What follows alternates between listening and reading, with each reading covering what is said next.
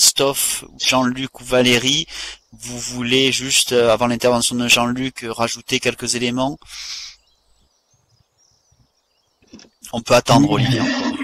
oui, en intro, d'abord, je voudrais remercier quand même tous les établissements et les collègues qui ont envoyé un projet. Donc, j'en ai maintenant une dizaine, une douzaine, je ne sais plus. Donc, vraiment, merci pour cet effort de clarification et, j'allais dire, de mise au clair. Donc, ça, c'est vraiment très, très appréciable, même si, au cours des mois, on va s'apercevoir que c'est pas toujours évident voilà, de respecter les objectifs qu'on s'est donnés, mais c'est ça l'idée. La deuxième chose, c'est que j'ai bien lu quelques remarques qui ont été faites. Après la période estivale, on est rentré dans la vraie vie, hein. C'est-à-dire que c'est le boulot, c'est le tourbillon. On n'a pas toujours le temps. La réalité pose des obstacles. Bon, mais c'est normal. C'est comme ça que ça se passe toujours. Donc on passe d'une phase d'enthousiasme à une phase un peu plus réaliste. Bon, mais c'est normal. Il y a les élèves, il y a les collègues, etc., etc. Donc ça, c'est la première chose. La deuxième chose que j'ai remarqué, c'est une attente par rapport à des outils qui vous permettraient peut-être de sensibiliser vos collègues. Donc c'est ce que j'avais nommé le pack formation. Donc il y en a plusieurs qui le demandent. Oui, on travaille dessus. Oui, c'est un gros boulot parce qu'on a tellement d'objectifs à remplir. J'y étais encore aujourd'hui, etc. Je vous l'avais promis aux alentours des congés de la Toussaint. Bon, ça sera un petit peu après, mais rassurez-vous, même s'il n'est pas complet, vous aurez déjà des documents parce qu'on en a déjà dans la besace, hein. Donc il n'y a pas de problème. La troisième chose, c'est que j'ai relevé, c'est quand on se trouve face aux élèves, quand il s'agit de leur expliquer la cognition, etc. Et quand on a des collègues, c'est pas facile de leur expliquer et de les intéresser. Il y avait une remarque un peu dure, si vous voulez, par rapport à je n'arrive pas à intéresser les élèves, etc. Bon, écoutez, c'est normal, vous faites ce que vous pouvez, et en termes d'intéresser les élèves, moi je vous conseille, si vous n'arrivez pas à insérer des plages de formation, etc., faites-le à petite dose homéopathique. Voilà, vous faites sentir que, eh bien, c'est ainsi que l'on mémorise, c'est normal que l'on oublie, l'attention, ça se développe, etc.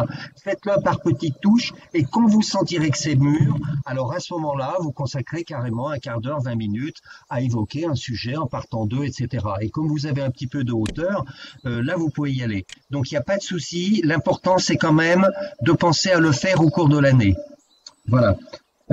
Et puis la dernière chose, c'est sur comment est-ce qu'on établit un diagnostic. On en avait bien parlé pendant l'été pour pouvoir se donner des axes, etc. C'est pas facile. Et là, on est en train d'élaborer un document qui s'appelle Diagnostic et observation des élèves. C'est un document technique, vraiment technique. C'est pas facile et il sera livré dans le paquet des outils Coniclass que nous avons complètement réécrit pendant les congés. Et donc, normalement, quand le site va basculer vers sa nouvelle formule, vous aurez tout à votre disposition. Il y a une dizaine de fichiers pour les Coniclass et il y aura celui-là. Voilà. D'accord. Jean-Luc, tu nous confirmes le fait que les ressources du pack formation peuvent être partagées avec leurs collègues. C'est une question qui a été posée par Madame Perrier. Oui, alors écoutez, c'est simple, hein, le pack formation, normalement, il est sur le site et il est à dispo uniquement des adhérents. Parce que on veut éviter, si vous voulez, qu'il y ait une diffusion complètement débridée, parce que on a déjà eu pas mal de soucis avec des gens qui nous piquent des trucs, qui les transforment, nanana, etc. Bon, alors deux choses.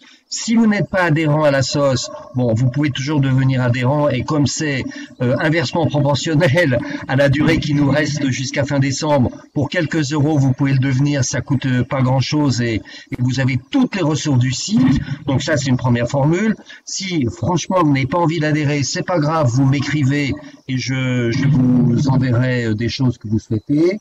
Donc, il n'y a pas de problème. Et troisièmement, c'est peut-être le plus important, je vous fais confiance. Nous faisons confiance à tous les gens à qui nous transmettons des ressources. Voilà. Merci de ne pas les diffuser en les déformant parce qu'on a des gens qui nous ont copié des trucs, qui les ont revendus. Enfin, c'est très désagréable.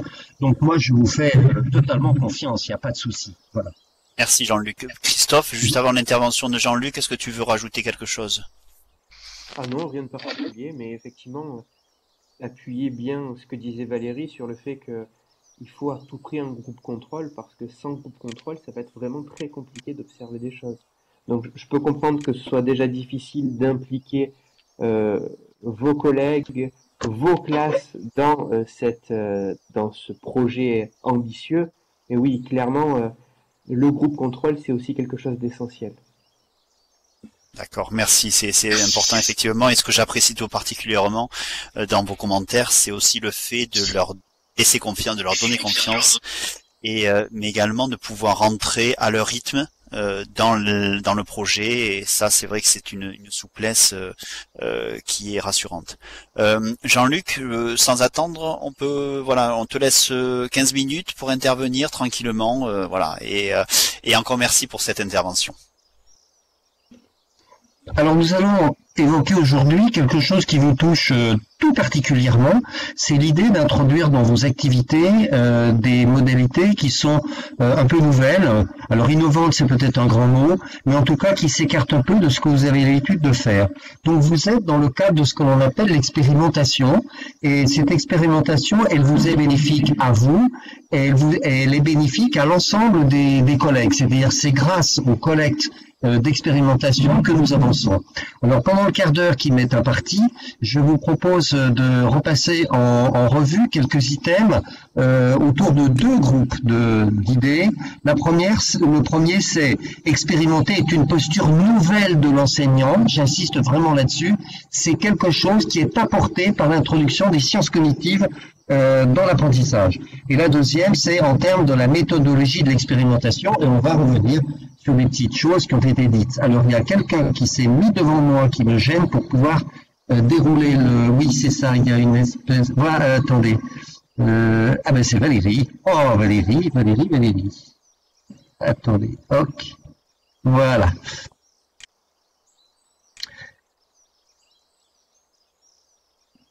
Alors, expérimenter est une posture nouvelle de l'enseignant. Premier item, plus que jamais, le système scolaire doit changer. Donc, je vais pas répéter des choses qui ont été dites.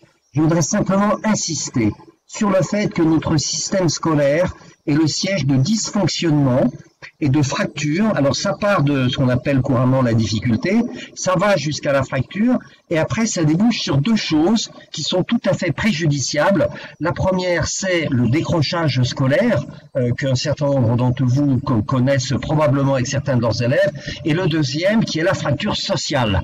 Et donc l'idée, c'est dans quelle mesure la pédagogie peut-elle être un levier pour réduire la fracture sociale, et je dirais que à l'inverse, dans quelle mesure une certaine forme de pédagogie qui est assez spécifique de notre système scolaire français ne génère-t-elle pas de la fracture sociale? Et moi, je l'ai bien vécu quand j'ai été proviseur dans des régions très compliquées socialement. Alors ça, c'est la première chose. Donc, nous avons le devoir, et le détour peut se faire par l'introduction des sciences cognitives, de revoir un petit peu la pédagogie pour avoir un peu l'ambition d'estomper cette fracture. La deuxième chose, c'est une adaptation aux évolutions sociétales et en besoin de formation.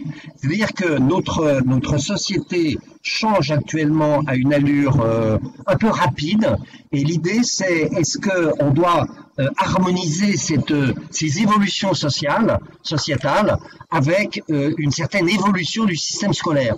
Et je vais vous prendre comme exemple le troisième item, qui est la fin du plein emploi.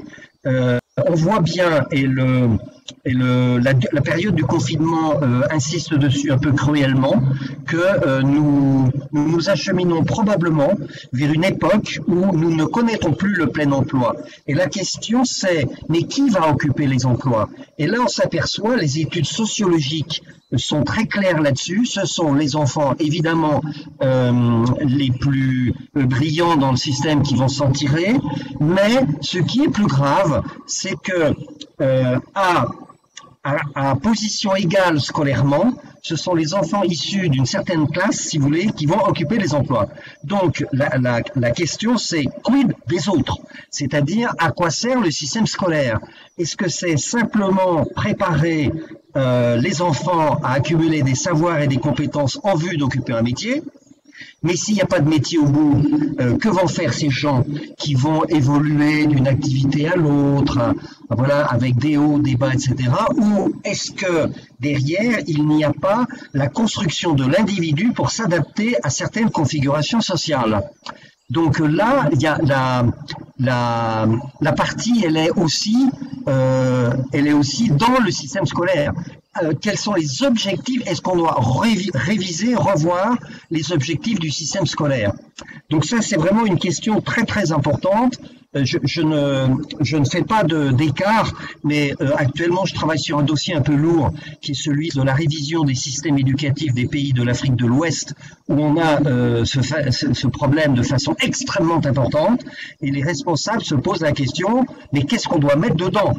Et en particulier, vous me voyez venir, dans quelle mesure doit-on développer les fonctions cognitives et les 6 fonctions exécutives, dont les 3 principales que nous avons évoquées en juillet et en août, que sont la mémoire de travail, l'inhibition, la flexibilité mentale, mais derrière, il y en a d'autres.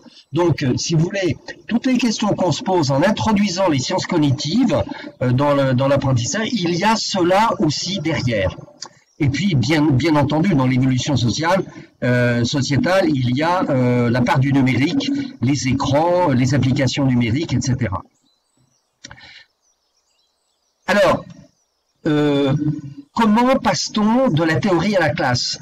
Eh bien, l'idée, et ça c'est assez bien initié, si vous voulez, par le travail que démarre auprès de vous Valérie, c'est l'idée que l'enseignant prend une posture qui consiste à le rendre solidaire de l'évolution du système, en particulier par cette préoccupation de faire de sa classe non pas un simple lieu de transmission des savoirs, etc., mais aussi un lieu de recherche-action.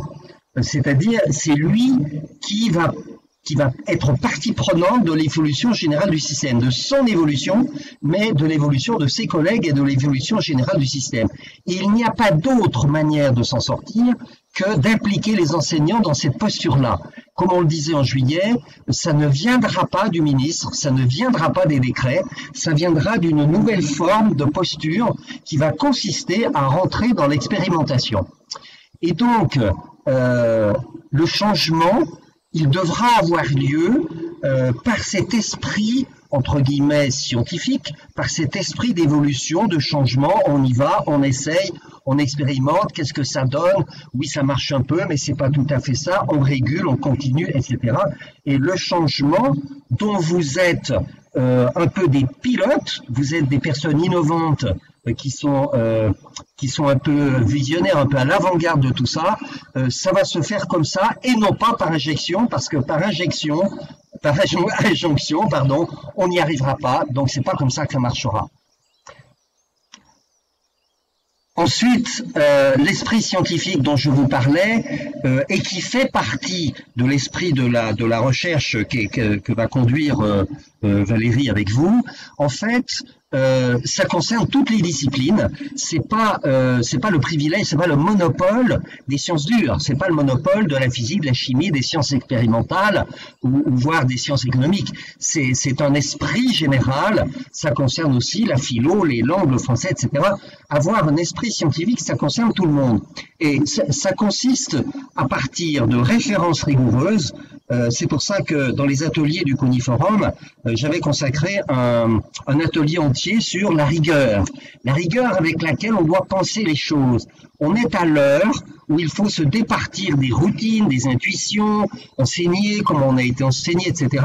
Donc partir de références, ensuite faire preuve d'une ouverture d'esprit, la curiosité, l'ouverture d'esprit. Donc ça fait appel à une fonction exécutive fondamentale qui est la flexibilité mentale, qui est par hypothèse la fonction exécutive du changement. On s'ouvre, on revisite nos postures, etc. Ensuite, on se dit mais quels sont les problèmes? Quels sont les obstacles? Le principe de la recherche, c'est de chercher d'abord où se situent les questions, les problèmes qu'on n'a pas résolus, etc. Et donc, ça commence par ça. Et quand vous construisez un projet pour aller plus loin, comme ceux qu'on a reçus, vous vous dites par où je vais dérouler la plotte? Quel fil je vais prendre? Et ce fil, c'est une question. Donc, on se pose le problème, où est le problème pour moi? Où est le problème pour ma classe, etc. Et donc, l'idée, c'est bien de travailler pour soi et pour les autres.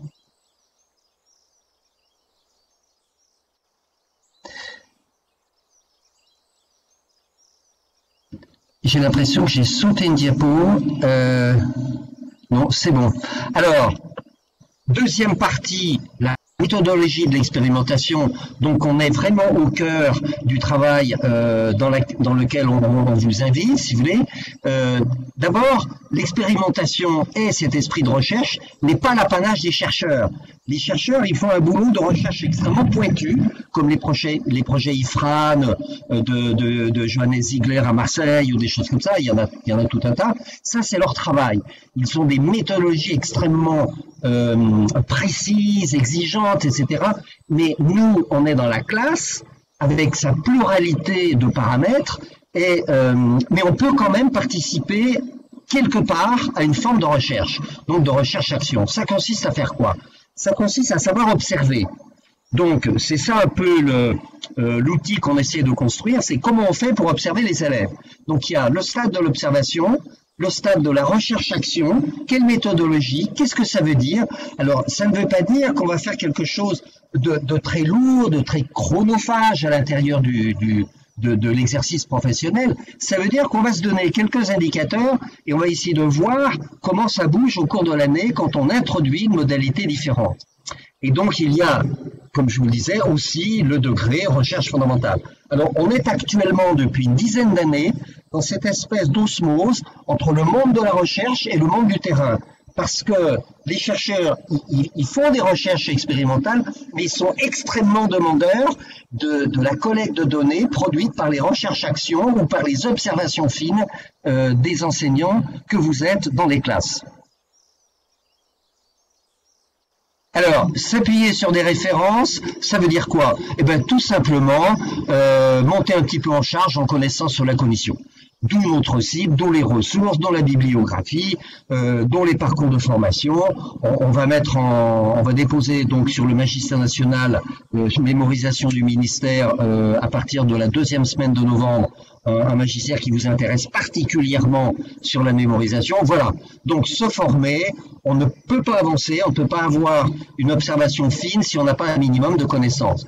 D'autre part, le témoin. Donc mes collègues insistaient sur le fait qu'on en a besoin. Alors, si vous avez une autre classe, c'est formidable. Si vous n'en avez pas, nous on l'a résolu parfois de la façon suivante. Pendant un certain temps, on n'applique pas la modalité, puis ensuite on applique la modalité. Donc oui, il y a plusieurs manières de s'y prendre. On peut prendre la même classe et pendant quelques mois sans, pendant quelques mois avec, et toutes choses égales par ailleurs, on essaye d'établir une comparaison. Mais comme le disait Christophe Rodeau tout à l'heure, l'important, l'essentiel, c'est de faire une comparaison. Donc il faut pouvoir s'appuyer sur quelque chose. Ensuite, il faut définir des indicateurs descriptifs et je vous donnerai quelques exemples après. Troisièmement, la méthode. Donc on part évidemment d'un point de départ. Les élèves apprennent comme ça, les élèves sont attentifs comme ça, les élèves sont agités comme ça, etc., etc. On part d'un point de départ, on acte, on note, on observe et on écrit un petit peu ce que l'on observe. Donc on note des informations aussi précise que possible. Ensuite, il y a la période, alors on se fixe quelques indicateurs, ensuite il y a la période, on applique la nouvelle modalité, ensuite il y a la fameuse observation des élèves, est-ce que j'observe qu'en îlot, tel élève qui était agité traditionnellement, mais si on lui propose une manière de s'impliquer, qu'est-ce qui va changer, etc. Donc on observe les élèves sur la base des indicateurs, et après évidemment on fait l'analyse et la différence entre le point B d'arrivée et le point A de départ, mais ça c'est dans votre cas le travail que va faire Valérie avec vous.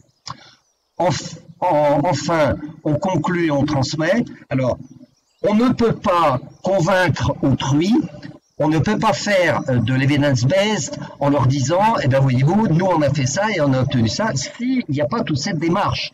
C'est-à-dire que si on n'a pas ce minimum de collecte un petit peu cadré, on ne peut pas le dire aux collègues. Alors on ne convainc pas les autres, ils se convainquent en étant sensibilisés, mais on ne peut pas le dire aux collègues, on ne peut pas le dire à la direction, on ne peut pas le dire aux inspecteurs qui viennent, etc. Mais alors il y a tous ces gens-là, et puis il y a nous, c'est-à-dire notre boulot, c'est de passer du labo à la classe, et donc on a besoin aussi de collecter toutes ces informations. Alors je voudrais vous montrer quelques exemples, parce qu'il faut donner un peu de chair quand même à tout ça. Attendez, je me rapproche un peu de l'écran.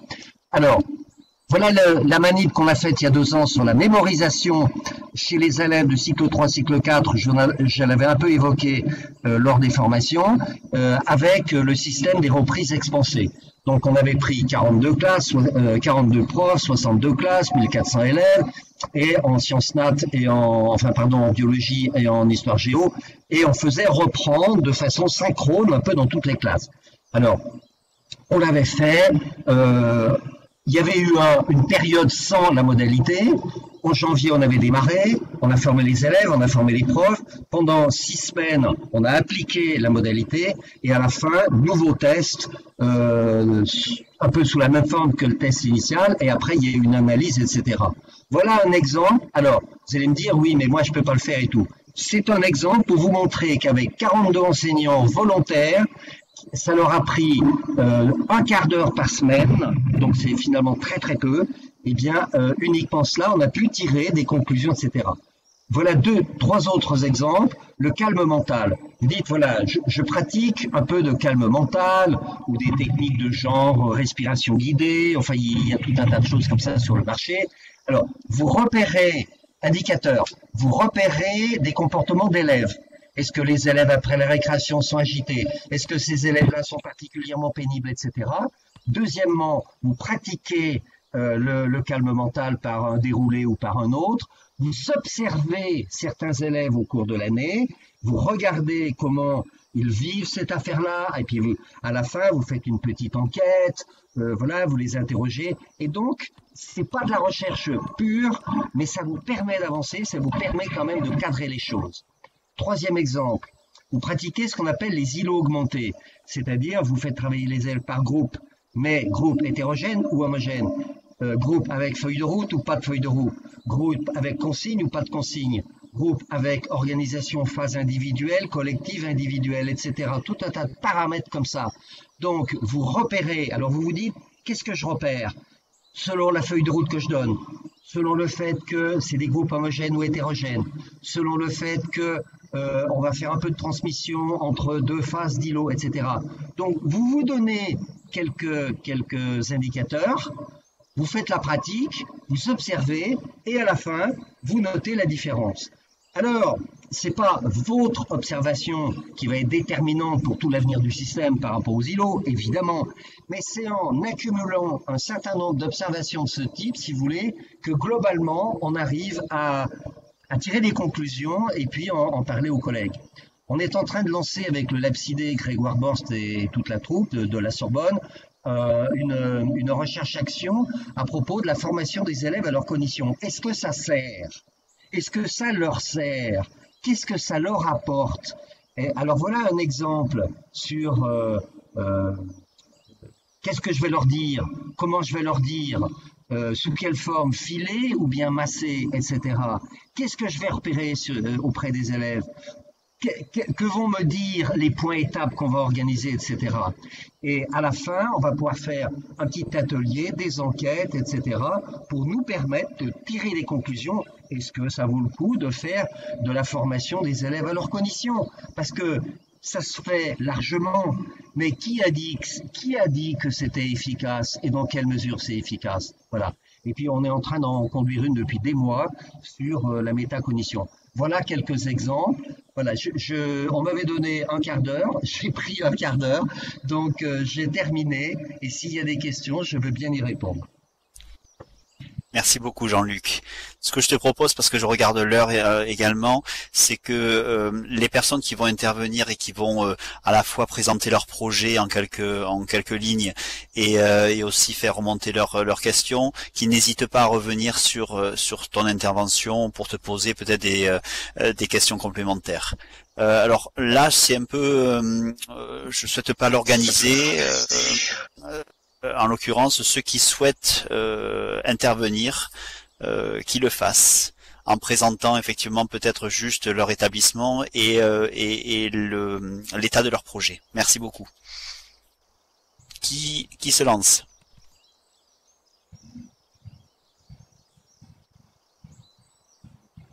Agnès, Ou qui souhaite Madame Chemillot? Pardon. Oui, bon, je me lance. Donc, lycée Sainte-Élisabeth. Nous, on a commencé doucement. Parlez bien fort, s'il vous plaît, Agnès. Parlez bien fort. Ah, pardon. Vous m'entendez? Oui, ça va. Je rapproche mon micro. Donc, ouais, nous, super. Nous sommes 3 enseignants sur le projet, sur 3 matières différentes. Et on s'est un petit peu réparti les rôles. Ma collègue qui a les classes en AP, enfin la classe sur laquelle on mène le projet, les forme à un programme de formation à leur métacognition. Elle a commencé par leur parler du cerveau avec une attention intéressante de la part de la classe. Un peu plus fort encore, Madame Chemillot. Pardon. Un peu plus fort. Merci. Là maintenant c'est mieux. Donc les élèves, on a fait un petit sondage comme ça à main levée avec mon collègue Anthony Donden qui est présent également ce soir auprès des élèves de la classe pour voir s'ils avaient noté des différences au sein de l'équipe enseignante parce qu'on travaille sur le calme mental, la mémorisation. Ce sont vraiment nos deux gros objectifs de démarrage. Et les élèves ont effectivement noté spontanément, parce qu'on n'avait pas nommé qu'ils étaient en coniclasse dès le début, pour voir si finalement le travail que l'on faisait se ressentait, se vivait en fait. Et les élèves ont su nommer les différences et ont su apprécier et ont noté une sérénité dans la classe qu'ils n'avaient pas forcément connue, alors ce sont des élèves entrants qui ne se connaissaient pas au préalable. Donc voilà, on souhaite vraiment insister maintenant sur le travail de mémorisation et travailler sur les évaluations dans le temps en fait. Voilà en gros notre Très bien. Très bien. Ce sont des élèves, pardon Agnès, ce sont des élèves de quel niveau? Alors nous on est en lycée professionnel et ce sont des élèves de seconde métier de la relation client. Ok, très bien. Alors, je me permets une petite remarque. Alors oui. D'abord, bravo, parce que c'est super ce que vous faites. Ce que nous avons observé, c'est que l'efficacité de la formation, même si on va lancer une étude plus approfondie avec Grégoire Morse, mais ce qu'on a observé, c'est que à un moment donné, dégager des moments pour leur expliquer vraiment comment ils fonctionnent, etc., y compris avec des interactions. Est-ce que vous le sentez, etc. Enfin, nous, on a des modules qui sont très interactifs, qui expliquent un petit peu tout ça. C'est parfait. Mais ce qu'on a observé, c'est que la traduction quotidienne en termes de comportement d'élèves, elle s'effectue lorsque vous, Agnès, ou lorsque vos collègues disent « Ah, on prend ce qu'on appelle les situations à leur détour. C'est-à-dire, ah, on observe ça, vous avez oublié ça, etc. Rappelez-vous, et c'est juste une petite pincée, rappelez-vous que le cerveau oublie, c'est un phénomène naturel, etc. Donc il convient d'eux, etc. Donc à force de jeter toutes ces petites choses-là, tout au fil de l'année, on a observé que ça modifiait leur manière de voir les choses, et pour des élèves comme les vôtres, qui sont quand même des élèves qui se rapprochent du monde professionnel, ça les autonomise. Ils comprennent mieux comment ça marche. Alors effectivement, on le fait.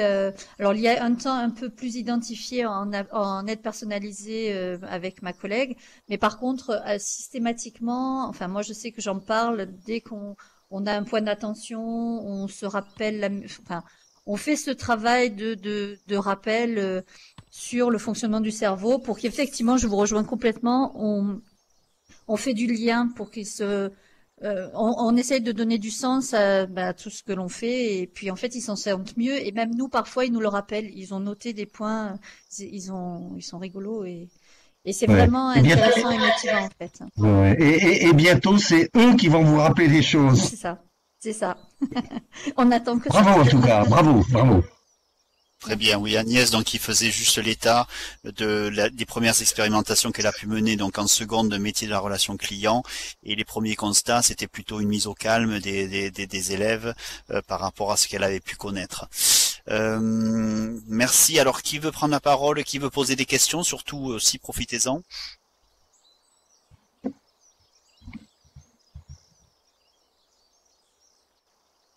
Alors, un autre établissement.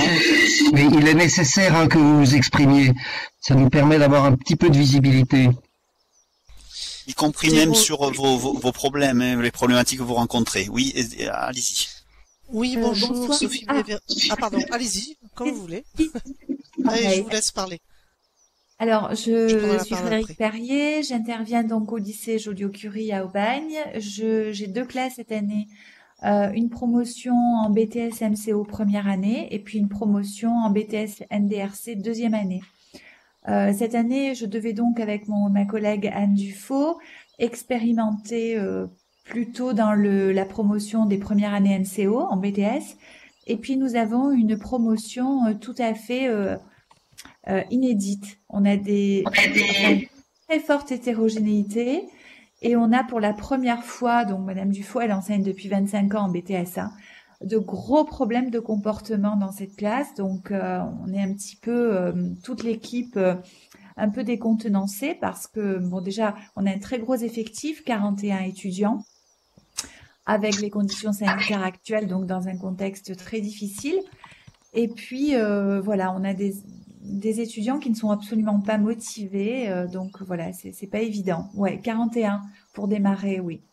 Parce qu'après, il y a beaucoup de démissions et donc on anticipe un petit peu les démissions pour avoir une promotion avec un effectif qui soit, correct. Voilà, donc on a essayé un petit peu, disons, là, d'expérimenter, mais c'est vraiment difficile. Voilà. Donc du coup, je mets plutôt l'accent sur pour toute l'expérimentation, sur les BTS NDRC deuxième année, parce que l'effectif, du coup, n'est pas du tout stable en première année MCO. Et là, alors je suis confrontée à une autre difficulté, c'est la très grosse lourdeur du programme CEJM. Et cette année, pour mes étudiants, en plus, qui ont été confinés 3 mois, sans aménagement d'examen prévu, donc on est toujours dans les starting blocks et malheureusement, je regrette de ne pas avoir plus de temps pour justement insister sur la mémorisation en classe. Alors, je le fais un petit peu. Je le fais à l'aide des questions-réponses. Donc là, j'ai vraiment suivi vos conseils et je trouve que c'est un outil très intéressant. Et puis, ça les incite à se concentrer, à être attentifs au moment des synthèses. Mais là encore, c'est toujours la course contre la montre, donc c'est très difficile pour cet enseignement. Voilà. Merci. Est-ce que quelqu'un veut réagir? Christophe, Valérie ou Jean-Luc? Moi, je veux bien réagir un peu. C'est là où on voit que il y a des tensions très fortes entre les exigences et les contraintes du système et ce qu'il conviendrait de faire dans l'idéal par rapport aux préconisations des sciences cognitives. Alors, vos deux classes, effectivement, c'est deux problématiques différentes. La première, hétérogène, problème de comportement, lourdeur de l'effectif, etc., etc. Il me semble que et l'autre c'est plus faible mais compétitif mais avec un programme très lourd, etc. Il me semble que dans votre cas, je crois qu'il ne faut pas vous attendre à des révolutions et à des miracles. Je crois que la question ne se pose pas comme ça vous concernant. Elle est dans chacun de ces profils de classe, essayez de pointer peut-être une modalité même fine, qui vous semble la plus pertinente et qui vous permettrait d'avancer un tout petit peu. Je prends un exemple. Si, par exemple, en deuxième année, dans votre classe BTS2, vous vous dites, l'objectif, c'est assimiler un très très grand nombre de notions. Bon, là, il n'y a pas à discuter, c'est mémorisation. Et en termes de mémorisation, qu'est-ce qui peut les aider? Alors, vous avez peut-être à travailler sur les aider à hiérarchiser les essentiels. Ça, c'est vraiment quelque chose qui me paraît fondamental. Alors peut-être que vous le faites déjà, mais vraiment insister sur le fait pour les élèves que il y a dans un cours, il y a toujours un peu trois types de connaissances. Il y a ce qui est vraiment essentiel pour construire la compréhension du reste de l'année 1, 2, pour passer l'examen, voilà. 3 pour acquérir un fondement solide qui leur servira après, etc. C'est essentiel. C'est pas tout à fait la même chose que ce qui vous sert à contextualiser un cours, illustrer un cours, voilà, donner des exemples, etc. Et c'est pas non plus tout à fait la même chose que ces connaissances qui servent à un moment donné pour acquérir des compétences. Et je pense que vous devez voir à peu près de quoi il peut s'agir dans le cadre de votre cours. Donc cette hiérarchisation.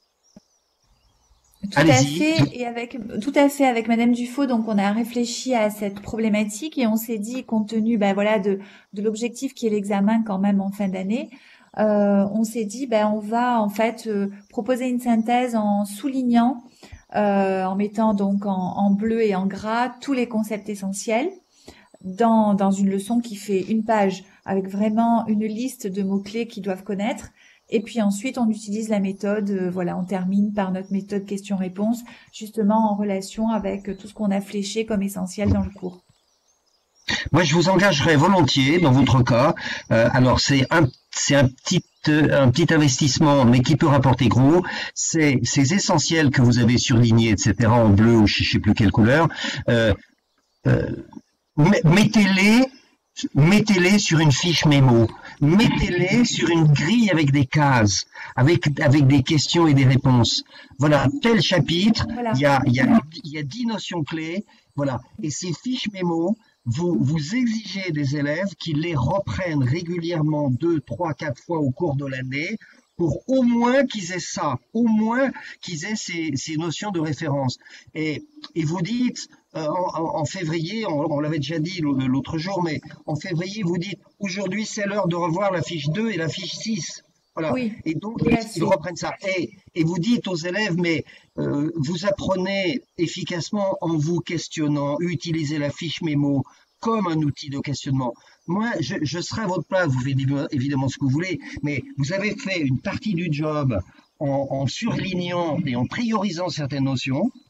Moi, je vous engage à aller jusqu'à la construction de la fiche, un outil pour eux, et c'est vous qui exigez qu'à tel moment, ils reprennent telle fiche. Et ça, cette planification, c'est vous qui l'orchestrez. Si déjà vous faites ça, moi, je pense que vous aurez fait du boulot. Oui, tout à fait. Alors, on propose effectivement une grille à la fin avec tous les mots-clés. Et dans un premier temps, c'est eux qui remplissent. Donc, ils ont les mots-clés, ils doivent donner les réponses. Et dans un deuxième temps, on corrige et on leur donne la fiche toute faite, en fait. Voilà. D'accord. Alors, pour la classe Et niveau 1, et voilà, et après, on met cette fiche sous Quizlet. Donc l'objectif, c'est arriver, bon ben là c'est plus en classe, on n'a plus le temps très souvent, Très bien. mais c'est arriver chez vous chez eux à améliorer les révisions en reprenant de façon régulière les fiches sous Quizlet. Ok. Excusez-moi, j'ai pas entendu votre prénom. Frédéric. Ah, Frédéric, d'accord. Alors, concernant la première classe, ça, c'est un sacré problème et ça doit être assez pénible pour vous, très nombreux, comportement, voilà, peu compatible avec un déroulement normal. Est-ce que vous avez pensé à une modalité qui pourrait peut-être améliorer un petit peu les choses? Alors, c'est l'attention. Enfin, j'essaie de mettre un petit peu l'effort sur l'attention, la concentration. Et puis, d'un autre côté aussi, je veux les motiver, donc plus les impliquer dans la tâche, donc travailler en îlot. Voilà, j'essaie dans un premier temps. Alors, je fais un peu gendarme parce que le téléphone portable, c'est vraiment un gros souci. Donc, je leur demande vraiment de conserver les téléphones dans le sac. Et puis, je travaille aussi avec, comme l'avait proposé Valérie, un rythme. Donc, il y a plusieurs temps dans la séance et des temps qui alternent assez vite pour que ce soit, pour eux, pas trop long et qu'ils aient envie, ça les motive aussi. Donc, avec un temps de travail en îlot, un temps, bon, il y a pas mal de vidéos, des quiz, ils sont sous Socrative et ça leur plaît, voilà. Et on alterne ces temps-là avec on essaie de les cadrer, mais c'est pas toujours facile. Ouais. Et les deux pistes que vous proposez, moi, me semblent très, très intéressantes. Alors, là, c'est pareil, hein. Moi, je pense que sur l'attention, sur le nécessaire développement de cette fonction cognitive absolument essentielle dans la vie. Ils en auront besoin. Ils sont des préadultes. Ils en auront besoin. Et si vous leur expliquez quand même de temps en temps, de façon un peu ferme, que s'ils loupent ce rendez-vous avant d'avoir 20-25 ans, c'est un peu foutu pour la vie. C'est un peu foutu pour la vie. Ils foutent en l'air un peu leur potentiel et en plus, ils perturbent l'ensemble du groupe. Bon, alors, je sais bien que c'est pas en leur disant des choses que ça va changer brutalement, mais quand même, ils ont besoin, ces jeunes, d'avoir une information sur mais qu'est-ce que c'est que l'attention. Alors là, nous, on va délivrer quelques fiches théoriques là-dessus, parce qu'on est en train de les rédiger. Mais l'attention, c'est quand même une compétence transversale qui permet de suractiver les neurones quand on en a besoin et qui permet de mémoriser mieux. On ne mémorise pas sans attention, qui permet de mieux exécuter et qui permet d'éviter les incidents, les accidents, les machins, etc. Donc c'est vital. Donc ça est leur bourrer un peu le crâne, comme on le disait précédemment, en leur faisant des petites touches, etc. Bon, ensuite, il y a les îlots. Alors, les îlots avec 40 élèves, c'est franchement pas facile. Hein. Il faut avoir une grande classe, etc. C'est ça. Alors on a deux salles. On a deux salles qui communiquent, en fait. Donc, il y a deux groupes qui sont plutôt sérieux et calmes, qui se mettent dans l'autre classe. Et puis, il y en a d'autres qui restent dans la salle où moi, je passe dans chacun des groupes. Mais s'ils ne travaillent pas en îlot, ils sont incapables de se concentrer. En fait, quand ils sont en îlot et qu'ils ont des tâches, des consignes bien précises avec des temps impartis, en précisant quand même que pour développer l'attention, avant de se mettre en îlot, je leur demande d'avoir une lecture individuelle en classe des documents. Donc, pendant un quart d'heure, je demande le silence pour au moins 3 documents qu'ils lisent, parce que je me suis rendu compte que sinon ils le font pas en îlot. Ils se jettent dans le questionnement, les échanges et ils oublient de lire.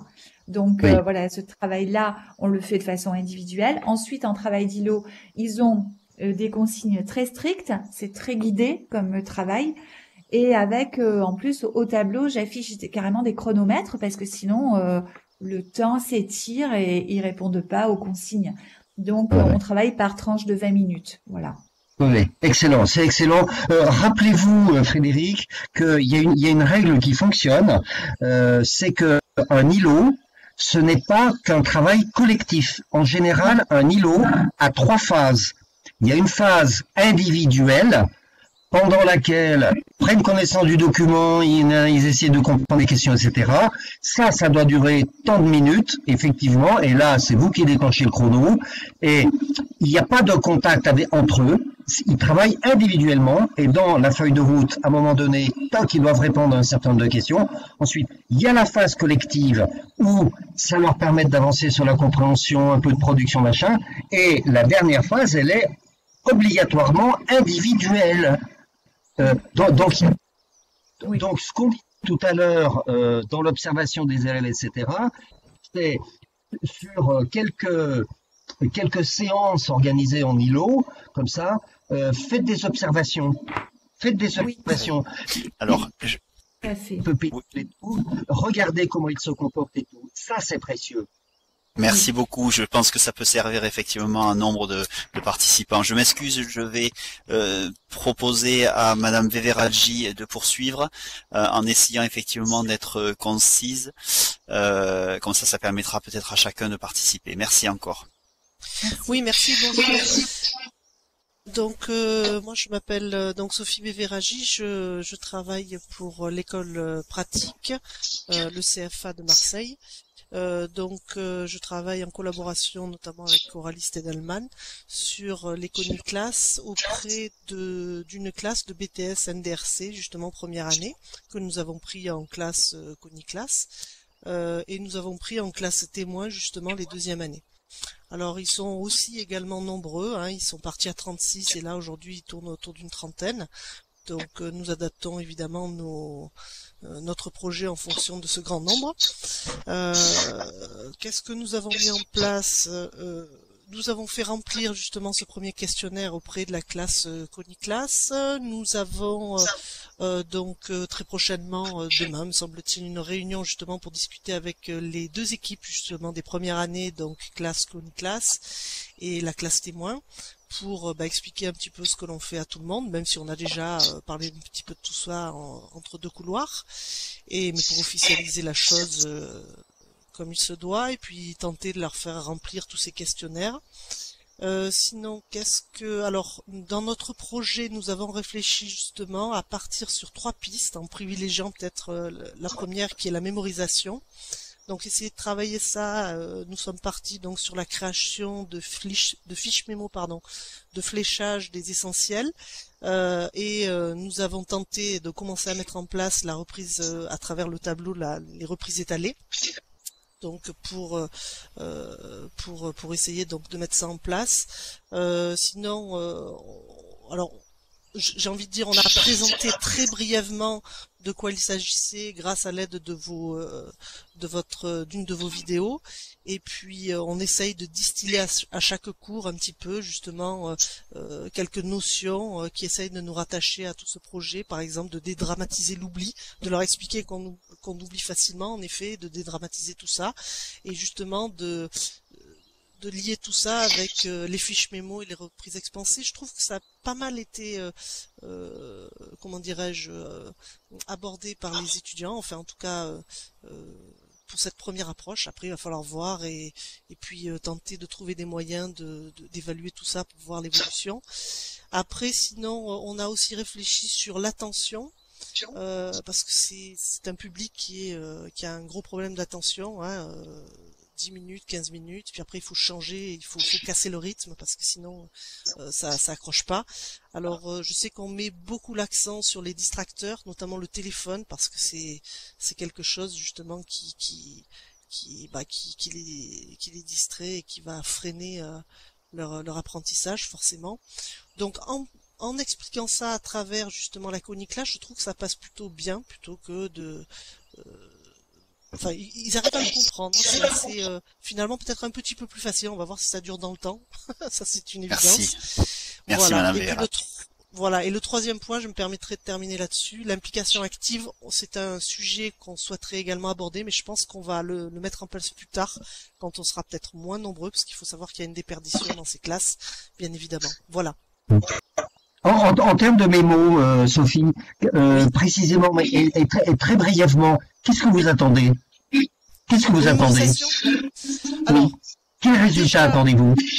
Les résultats que les essentiels qui puissent le réappliquer, d'abord les comprendre et ensuite les réappliquer dans leur épreuve, tout simplement. Déjà, des choses basiques qui me semblent basiques que j'essaye de travailler avec eux. Par exemple, c'est en quoi consiste l'épreuve, parce que elle est compliquée, c'est beaucoup dire, mais disons que quand vous l'abordez pour la première fois, elle dure 1 heure. Enfin, j'enseigne en négociation vente, donc elle dure 1 heure face au jury avec une préparation. Il y a plusieurs thèmes qui sont abordés. Donc déjà qu'ils comprennent ça pour qu'ils puissent comprendre l'articulation des cours après derrière, par exemple. Après, ma collègue en animation de réseau fait pareil.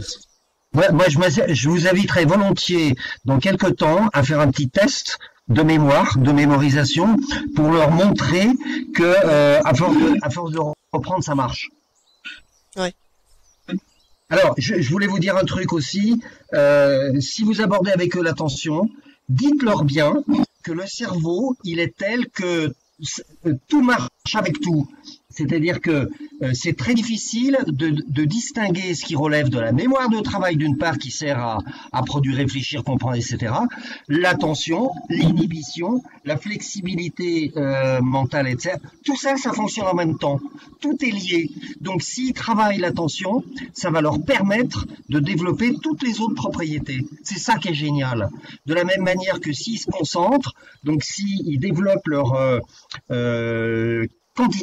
quantitativement leur mémoire de travail, alors automatiquement, par un effet de domino, ils développent le reste. Et c'est ça qui est génial pour des futurs adultes.